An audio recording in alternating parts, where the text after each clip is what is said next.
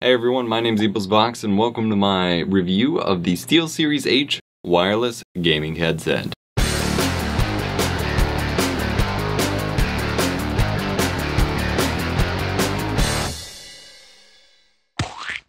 This video was made possible by contributions to our Patreon campaign by viewers like you. Thank you. The concept of the SteelSeries H headset is one I could not refuse the chance to try out for myself. Being a wireless headset, a wireless gaming headset, a Dolby Digital 7.1 surround sound gaming headset, and a wireless surround sound headset altogether, everything I wanted out of a headset. Surround sound, wireless, being a SteelSeries product is pretty cool typically in my book, and just being both a headset and good headphones is what I was going after. Was I impressed? Let's find out. Build quality wise, this headset is by far the most rugged and just tough feeling headset I've ever had the pleasure of trying on. And I've tried on a lot of headsets.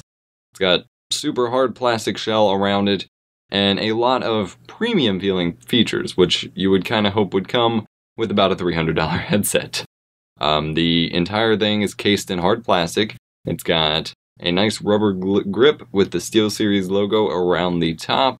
And the padding itself for the ear cushions and the actual headrest up at the top are all really nice leather-esque material. I don't know if it's actually leather, but it looks and feels like leather, and it's really soft and really comfortable. Obviously, being wireless, you don't have to worry about any cords and their toughness as far as ripping them out, so build quality good on those non-existent cords. The transmitter itself that actually connects to your computer or console and delivers the signal to your headset's actually pretty nice too. Real nice hard plastic. It does have the type of surface that kind of sticks fingerprints to it and gets kind of mucky really easily. That was kind of disappointed, but it's something you're going to stick off on a shelf or in a specific location. You're not really going to see most of the time, so it's not that big of a deal. It does feature a volume knob for volume and selecting through the menus, which is really nice and durable feeling and can't beat a volume knob over volume buttons, especially if you're in mid-game and you want to adjust it real quick. Turning a knob is a lot easier than most options people give you nowadays. One side note with the build quality, while testing it in my very odd setup, I was trying to use the optical audio pass-through to go from my computer in and then back out to my surround sound receiver, and I did not have enough slack coming from the cord going to the optical audio out, and it actually ripped out part of the port. It's not really the port itself, just the case that hold, or the little frame really. It's just a tiny square frame. I took a couple pictures, and a clasp that holds the optical audio out cord into the receiver, and that was not great. I immediately sent the picture to SteelSeries and contacted them, and they were happy to send me a replacement product. However, that did happen the first time, so it's only fair that I bring it up. According to them, they've never seen that before, and frankly, I can't imagine a setup where that's actually going to happen to you, other than mine where I have no slack, but something to note nonetheless. The H Wireless headset is also the most comfortable headset I have used, at least in a long time.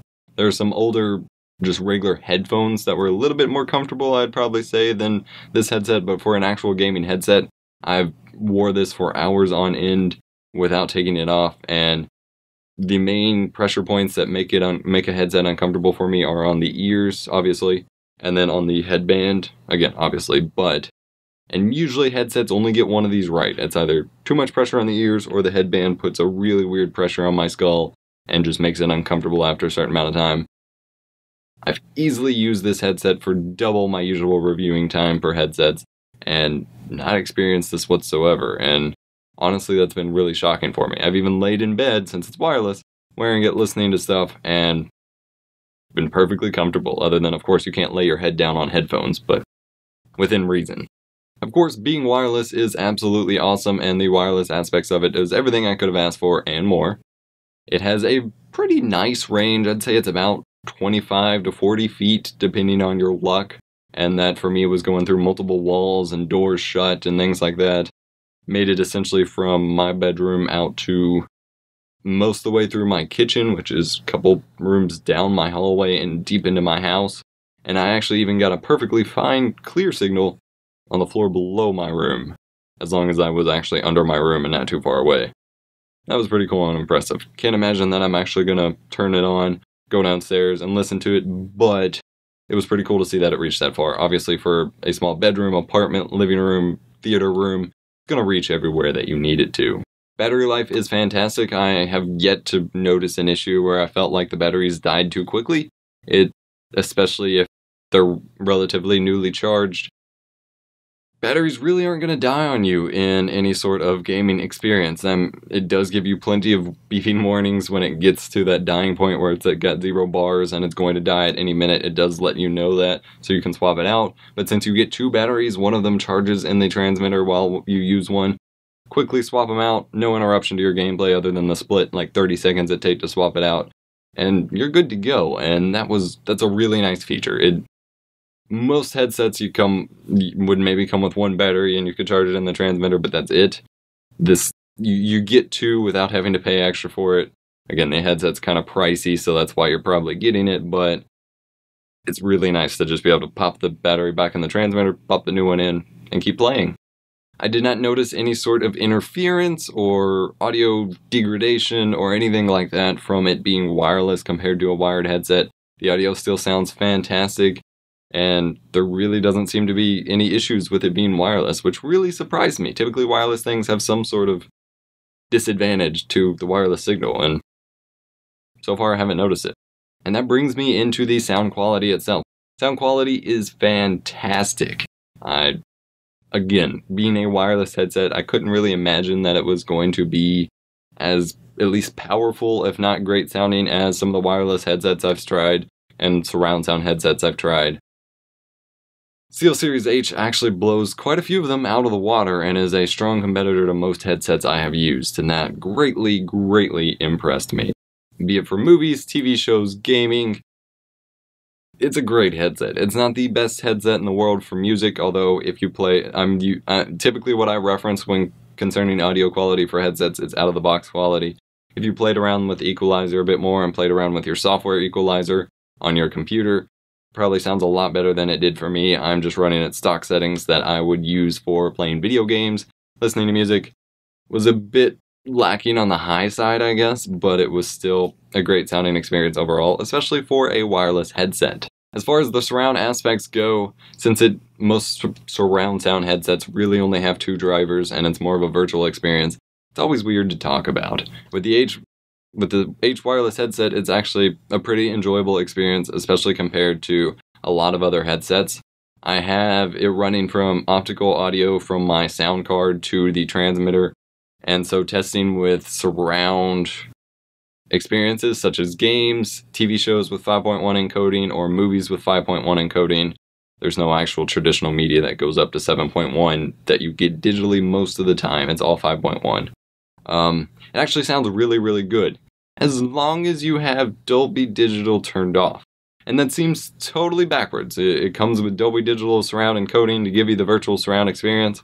Well, if you already have a surround encoded file and you're going over digital connection, it's typically going to map out the surround for you. Even if the headset is set in stereo mode, it's still, so far for me, has sounded a lot better with the vocal channel, for someone talking up front, being in front, background noise in the back. It so far has actually sounded a lot better just running with Dolby off than Dolby on. Some minor aspects like background noise, if I turn Dolby on, background noise sounded a bit more in the background, but the way, and my Logitech G430 did the same thing. If you enable the virtual surround sound, basically, the vocal track that's already supposed to be on the center channel gets kind of doubled and echoed in this weird room effect that I don't really like. So I keep Dolby Digital off most of the time. I can't honestly imagine a reason I would use it, because if I'm listening or watching or playing surround content, such as games, movies, TV, whatever, it's already going to be surround and it's already going to sound pretty good. Same thing happened with games, especially the main one I tried was Battlefield 4. Surround experience worked great.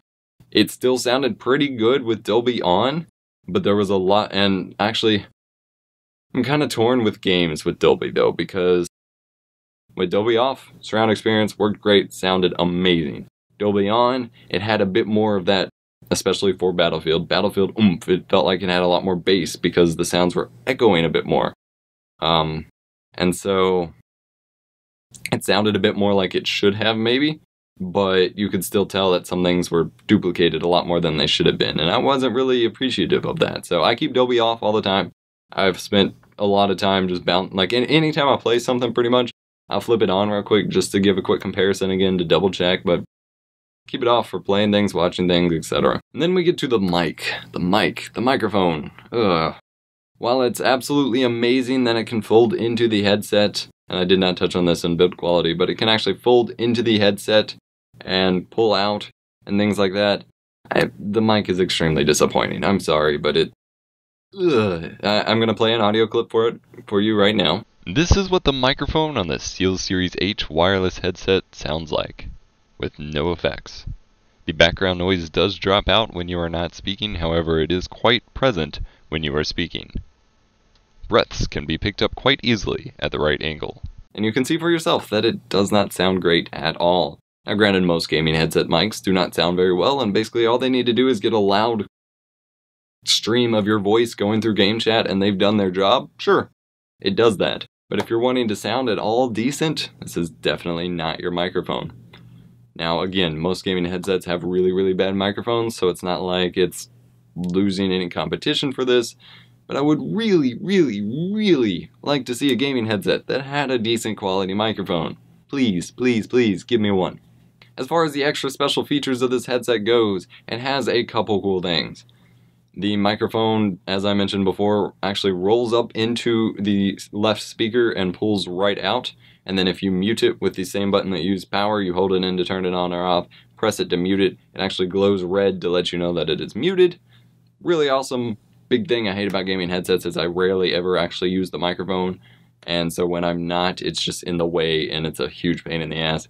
Getting to push it right into the headset and it take up no more space is absolutely fantastic. This headset is very flexible in that it supports PC, PlayStation 3, and Xbox 360, and most likely PlayStation 4 chat support. So you get the live mix if you hook it up right, USB to PlayStation 3 or through your controller for Xbox 360.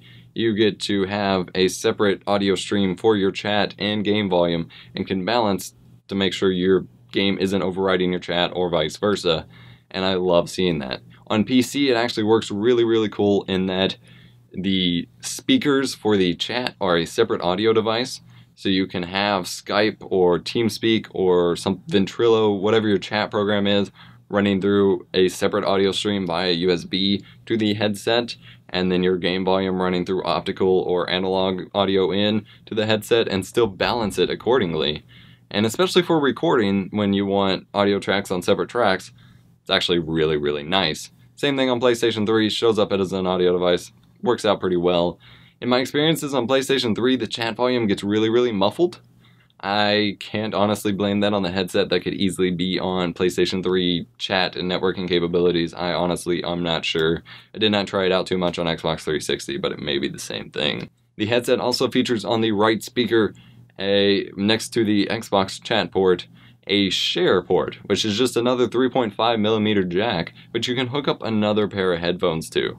I went ahead and tried this out. This could have a wide variety of uses for other people. For myself, I'm not going to have a use for this anytime soon, but I could imagine at some point having use for this in my headset, in that my partner Chu sits next to me when we game, and so if we wanted to, or if you're sitting in bed or on a couch or something, if you wanted to share the same, you're watching something and need to use headphones, you can plug another pair of headphones into your headphones and both listen wirelessly, just the other headset has to be wired to yours. This actually sounds really, really good. I was very impressed. I just plugged in a random pair of TDK headphones I had into the headset, and it sounded fantastic, and there was no issues with it being loud or anything. It sounded great.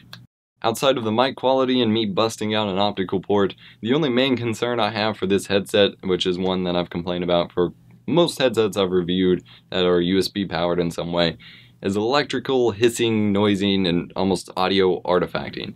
It's a huge pain in the ass for USB power, and I don't know that there's a way around it, but given that I'm actually powering this headset via direct DC connection, which transforms into through USB anyway, but I was hoping through a clean DC connection it would actually work better. there's still a lot of electrical hiss. Now granted, it's actually a lot less than just directly USB powered headsets like mini Turtle Beach headsets that I've used. It's actually nowhere near as obnoxious or loud, but it's still present. Now, I'm working on trying to figure out why it's there, because I'm betting that not everybody experiences this. But A, I'm using a digital optical audio connection. There's not going to be any electrical hiss or noise coming through that connection. So it's got to be in the power and the USB connection. Well, if I unplug it from the USB, it can still be there. But then if I plug it back into another USB port and it has to, quickly reinstall the drivers and set everything back up, it actually goes away for quite some time. So it's like, and when I first used the headset, I was actually really surprised at the lack of electrical hiss. So it almost seems like the more you use it, the more it shows up. And so if you turn it off and unplug it and plug it back in, you're going to reset that almost and kind of give yourself an advantage. When it's plugged in via USB to the PS3 or the Xbox, it's a lot more present because their USB ports aren't as clean. But even plugged into mine, and with the actual power running to a power outlet, still there, still a problem. Still can really get on your nerves after long periods of time if you don't have sound running through the headsets. It sounds really weird to be wearing the headset without sound running through it, but if I'm just watching a video and working on something else, when the video ends, it may be quite a while before I turn something else on personally, and I'm going to leave the headset on because it's actually that comfortable. Kind of run into an issue there. Other than that, this is a fantastic headset. A lot of premium features. Everything I've asked for in a headset I actually get, and I'm extremely grateful to get to use this headset. I've been running into a lot of issues with wired headsets lately as far as keeping up with the wires and tangling, and I've just stopped using headsets entirely, so this has been what brings me back to headsets, and I'm extremely excited to keep using it. Hope you enjoyed my review, guys. I would, of course, recommend this headset, although it comes with a hefty price tag. I would recommend the headset to you to use. Let me know what you think about it if you've used it or seen it in the comment section below. Link to buy it will be in the description below, and I will see y'all next time. Thanks for watching Epos and Chew. Let's play together. If you enjoyed the video, consider clicking on the screen to subscribe now. To watch another video, click one of the video annotations on the screen above. Links are also provided to our website, Twitter, and Facebook pages. See you next time.